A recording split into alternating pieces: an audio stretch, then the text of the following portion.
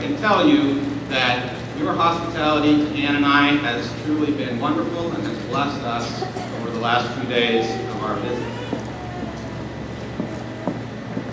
Actually, if I'm going to be truly honest with you, everything that I had hoped to say, and really everything you graduates need to hear, was already said by Stephanie and Emma here. So thank you both for your good words and for your courage this morning in sharing with us.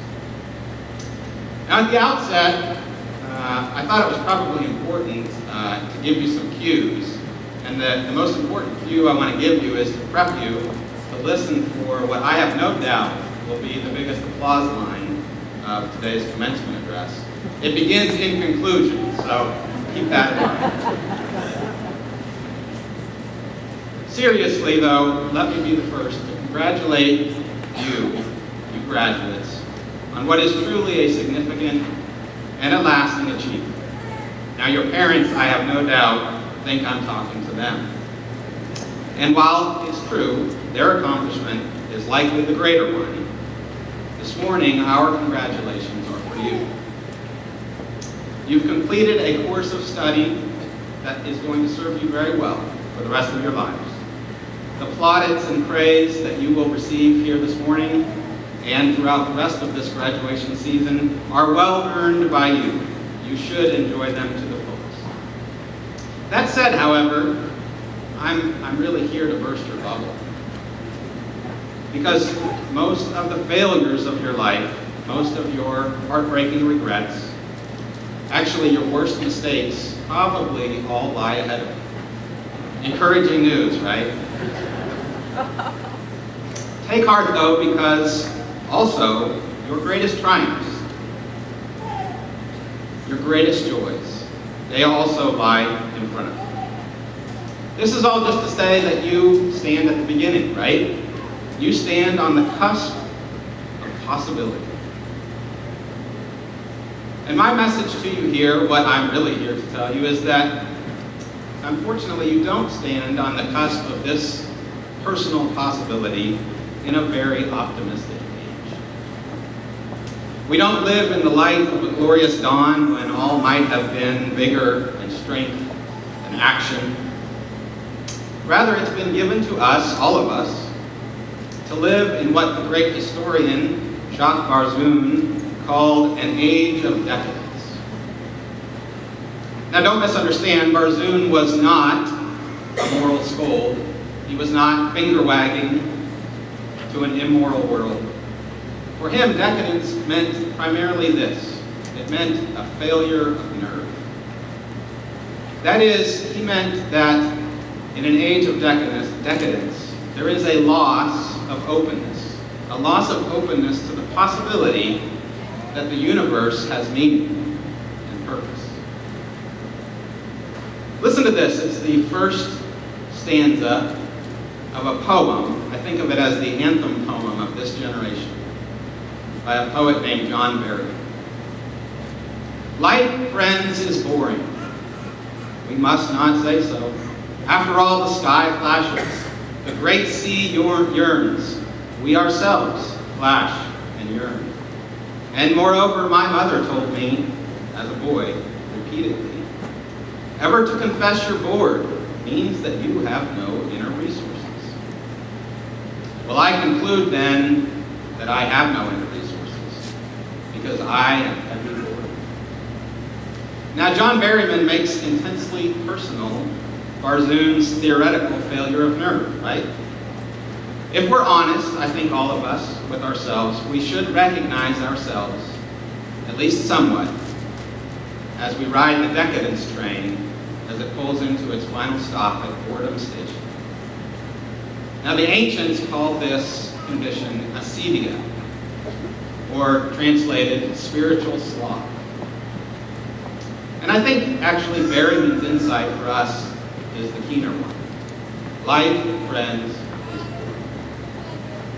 and as I thought about what I would say to you all this morning, it occurred to me, especially reflecting on other commencement addresses that I read or heard, that it would be an exaggeration for me to stand in front of you and tell you to seize the possibilities that lie in front of you. Because actually the fact of the matter is, I believe you have the greater and the more difficult problem to somehow recover and renew the very possibility. That is, you are given the task of listening to that which our age is actively engaged in ignoring. All of creation is whispering. Will you quiet yourself? Will you turn your ear? Can you live in the terrifying light of that heroic openness of spirit that was expressed by the great French Renaissance humanist Francois Rabelais when he described life in the here and the hereafter as the grand perhaps? Stated differently by another humanist of the 20th century, George Santayana, when he said, this world has a spiritual life that is possible in it. It looks not to another world, but to the beauty and perfection that this world suggests, approaches, and misses. Will you open your hearts to the possibility of meaning? Will you find your nerve? Now there's an old joke that you might have heard. It's a joke about a cynic who was kicked out of school for cheating on his philosophy final exam. You see, he peeked into the soul of the boy next to him. Now if we laugh, it's because we recognize both the essential absurdity and the essential truth of the joke. We are all of us burdened with existence, right? You feel it. Your parents feel it. I feel it. Where did we come from? Where are we going? Maybe most pressing, am I alone? And along with that burden comes the possibility of discovering the order of existence. And ultimately it's me. And really, if we are to live without cheating, unlike the cynic, that is, with courage, with nerves of steel, we must gaze deeply into our own hearts in a quest for the life lived in fidelity to the truth of existence. That's really what I'm calling you here to today. When we do that, we're put in conversation, and I have no doubt in your education, you've already been put into this conversation. We converse with the past, we converse with others, even with ourselves, actually with all of creation and with others, and sometimes even with God. That conversation is driven forward by our overwhelming fear. Fear of the dark, right? Fear of what comes next. With a deep awareness that apart from the conversation is nothing but the abyss. And so above all, in my life, following those many who have come before me, I have hoped to become a student of the human heart, to have the nerve to pursue that study. And by way of advice for you on your graduation day, that's really the best that I can hope to give. Submit yourself to this difficult apprenticeship. For, in fact, you don't need schools, you don't really even need books, those are helpful. The fact is, you will carry a human heart with you wherever you go, your entire lives. And that organ is, in fact, the most complex, wondrous, fascinating, and surprising instrument in the universe. By undertaking that course of study, you will find yourself recovering what you, and honestly, what we all desperately need. The possibility of meaning. The possibility of possibility. The real endless possibility doesn't lie in the promise of prestigious universities, or high-paying jobs, or the 5 inches of glitz and glam on your iPhone screen. It really lies in the human heart, and you will never exhaust its surprising highways and byways. So you graduated, and not only I, but the whole of history lays on you this charge to begin your true course of study. If you're attentive, you will not be alone. The poets and the philosophers have all made the human heart their one great topic of study. From David, the Hebrew poet king, "What is man, O God, that you should care for him?"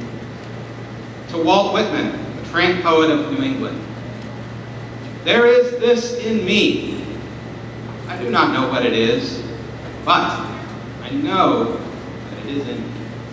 To T.S. Eliot, who was the prophet of the 20th century, "You are the music, while the music lasts."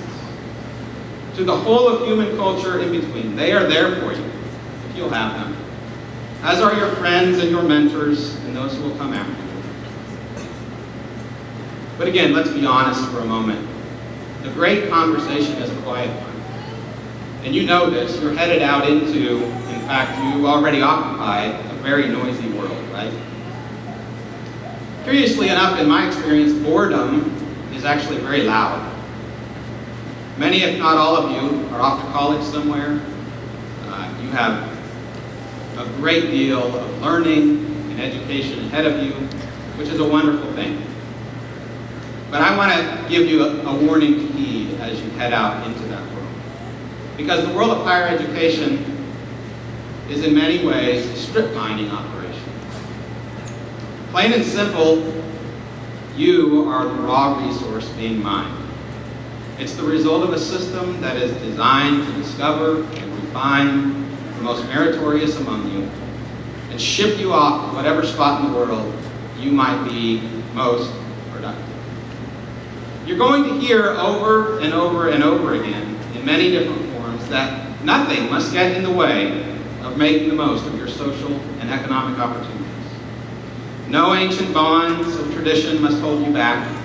They'll say, look to the future. No loyalties to your home, to the place of your memory and your belonging must interfere. They'll tell you, home is where you make your bed. No sentimental attachment to those who have befriended and loved you, all of those who are here today. You can't count those. They'll say, think of all the diverse experiences that you witnessed. You know what I think? I think that's tiresome. Frankly, I think that's pointless. But you know what isn't tiresome? Nerve, courage, self-control, mastery, resistance. So I say here this morning, find your nerve. Resist the deadening spirit of the age. And please, don't hear something that I'm not saying. You know, resisting our boring and decadent age doesn't entail some sort of ascetic, monastic, or even puritanical pursuit of a faraway virtue. In fact, to achieve an actual sin in today's world may, in and of itself, be an act of openness to the possibility of meaning and purpose. There was a novelist of the human heart named Walker Percy. He understood this when he wrote, "Christians today talk about the horror of sin, but they've overlooked something. They keep talking as if everyone was a great sinner, when the truth is, nowadays, hardly anybody is up to it. There's very little sin in the depths of the malaise. The highest moment of a Malaysian's life can be the moment when he manages to sin like a proper human being. Look at us, my vagabond friends, as good as cry out to me. We're sinning. We're succeeding. We are human after all." Now, at the same time, neither is resistance found in the exotic or the extravagant. Most often, it's found in the everyday, the so-called ordinary. As if there was anything ordinary about the 50th wedding anniversary, or the birth of a child, or the planting of a tree, or even a twilight stroll, hand in hand, shared by lovers, young or old. Another great man, one of my heroes, a man named Whittaker Chambers, who was a refugee from the deadening spirit of Soviet communism, lyrically captured this truth when writing about his farm in Carroll County, Maryland. Again, listen. Our farm is our home. It is our altar. To it, each day, we bring our faith, our love for one another as a family, our working hands, our prayers. In its soil and the care of its creatures, we bury each day a part of our lives in the form of labor. The yield of our daily dining, from which each night in part renews us, springs around us in the seasons of harvest, in the produce of animals, in incalculable content. The farm is our witness. It is a witness against the world. By deliberately choosing this life of hardship and immense satisfaction, we say, in effect, the modern world has nothing better than this to offer us. Its vision of comfort without effort, pleasure without the pain of creation, life sterilized even against the thought of death, rationalized so every intrusion of mystery is felt as a betrayal of the mind, life mechanized and standardized. This is not for us. We don't believe that it makes for happiness day to day, and we fear it means catastrophe in the end. Now, if you choose to follow in this spirit, be prepared. They will tell you you're crazy. They will tell you you're foolish. They will call you worse. In fact, you'll be a heretic in the church of convenience, pleasure, and the almighty dollar. But remember and take heart from the words of another poet, Wendell Berry, when he wrote this. As soon as the generals and the politicos can predict the motions of your mind, lose it. Leave it as a sign to mark the false trail, the way you didn't go. Be like the fox who makes more tracks than necessary, some in the wrong direction. So be like the fox, and I guarantee you, you will experience moments of pure luminosity. When the veil will pull back, and perhaps just for a moment, you will see the truth of the universe. You will really see it for what it is. And I am convinced that no person, no family, no community, indeed no civilization can long endure in this world of tears and struggle without the spiritual substance that will be built up in those formative encounters. Even one such glimpse might nourish a person and his or her community throughout an entire lifetime of pain, toil, and trouble. You know, friends, this old world of ours and your life in it, they're not yours. They're a gift, wholly gratuitous and bountiful. It's not the kind of thing like the birthday presents that you get. It's not the kind of thing that starts out as a gift, but becomes yours after it's given. Instead, these things bear within them the enduring character of givenness. They are given to the point of being so basic that their grace cannot be wiped away, even from the hearts of those who turn against them.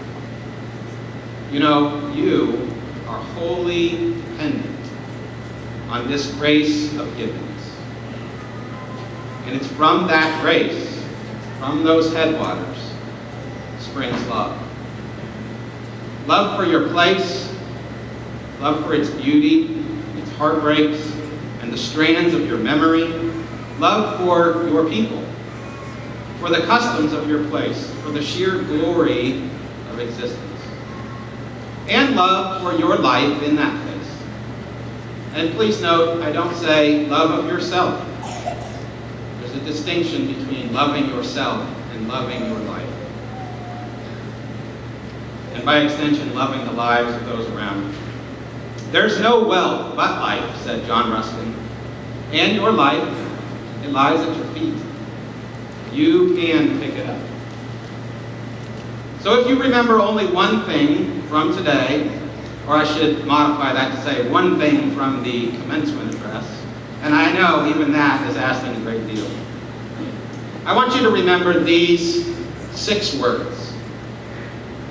The possibility of possibility is real. The possibility of possibility is real. John Berryman again, life, friends, is boring. but yours doesn't have to be. You know, the Greek gods were said to envy humans their mortality. I have no doubt that some of you, if not all of you, have studied Homer. And if you recall in Homer's Odyssey, Odysseus faces many trials. He's returning home to his wife Penelope after spending decades at war. And the final trial Odysseus faces is his encounter with the beautiful Calypso.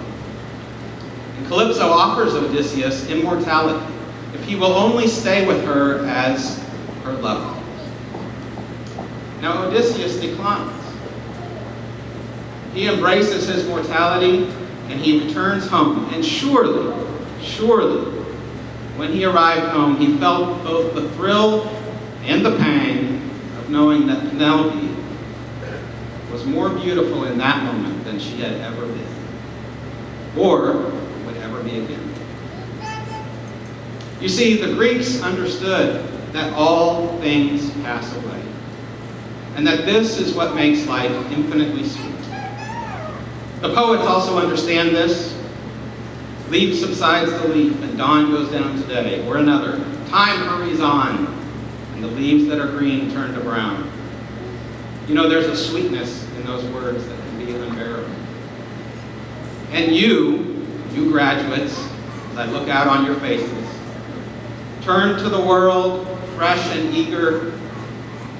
You are as new and eager as you will ever be. If you don't know this right now, and you may not, I can assure you that your parents and your grandparents do know this. And we can only know this because, like Odysseus and like the poets, we understand that time hurries on. Leaf subsides to leaf. Every one of us owes a debt. There's a sweet understanding that is laced with a sadness that is itself a kind of sweetness. But you know what? The Greeks didn't know the end of the story. St. John tells us the end of that story. When he was exiled on the island of Patmos, at the end of his life, he had a vision of a great marriage feast after the end of time, when Christ would call his people home to him. The wedding supper of the Lamb. That sweet sadness that the Greeks understood, that sweet sadness of mortality, is bearable because the Greeks didn't know the end of the story, but we do. That one is coming who will make new all that has passed away. George Santayana once remarked, "For myself, even if I could live to see it, I should not be afraid of the future domination, whatever it may be. One has to live in some age, we all do, under some fashion, and I have found in different times and different places that the liberal, the Catholic, the German air is quite possible to breathe. Nor, I am sure, would communism be without its advantages to a free mind and its splendid emotions." In that spirit, when you leave here, I ask you to turn your face to the sun. Breathe deeply the free Massachusetts air. Consider afresh your splendid heart. Teach it to love the sweetness of a world that is passing away. A world that suggests yet misses perfection. And persevere through the tragedy with faith in the comic finish of the marriage feast. That grand, perhaps. So in conclusion, I know some of you were wondering when that was coming, and here it is. In conclusion, let me share one final thought. I ponder often in my efforts to understand the human heart the final passage of Norman Maclean's short novel, A River Runs Through. Some of you may have read that book, many others have probably seen the movie. Here it is. Listen one final time. "Now, nearly all those I loved and did not understand when I was young are dead. but I still reach out to them. Eventually, all things merge into one, and a river runs through it. The river was cut by the world's great flood and runs over rocks from the basement of time. On some of the rocks are timeless rainbows. Under the rocks are the words, and some of the words are theirs. I am haunted by waters. Your task, graduates, the task that is set before you by all of humanity, it is renewed with each passing generation, is to plumb the depths of your own hearts with an openness to the possibility of meaning and purpose, and with a loving affection for the ghosts that you will find. Should you choose to accept this task, to take up your part in the great chain of human struggle for understanding, I can't promise you success. I can't even promise you happiness, or peace, or contentment, or ease. I can only promise you one thing. It will not, under any circumstances, be boring. It's an adventure. In fact, it is the great adventure of humanity. So long as you don't lose your nerve. So congratulations from me, certainly from all of us gathered here, are yours for today. And I wish you the fullness of courage for tomorrow and all the days of your life. Thank you.